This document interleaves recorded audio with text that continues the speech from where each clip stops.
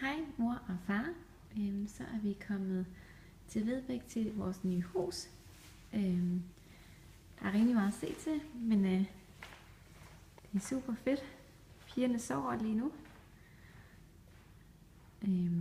Der er jo masser at lave. Man ved ikke helt, hvor man skal starte her.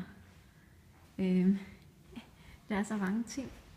Jeg tror, der er 83 flyttekasser og en hel masse gøjemøg. Det er vores soveværelse her. Og der er jo ikke rigtig så meget lys endnu. Det er vores bad. Det går lidt hurtigt, for jeg lige når at vise nogle ting. Badekar. Bum bum. Og så det er voksenafdelingen hernede, og så ned i den anden ende af huset. Går lige forbi køkkenet her. Hernede, der har vi først mit kontor. Mit kontor, hehe. Og så skal vi lige være lidt stille, vi skal ned til pigerne. Se om de stadig sover.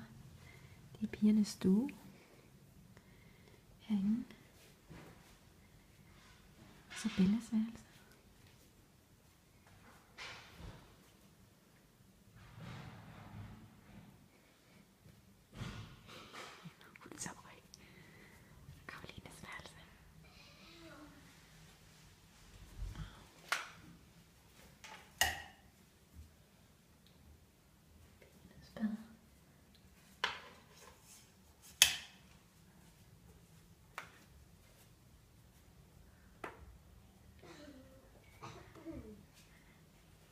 Der er lidt mørkt der. Karoline lå der og sov.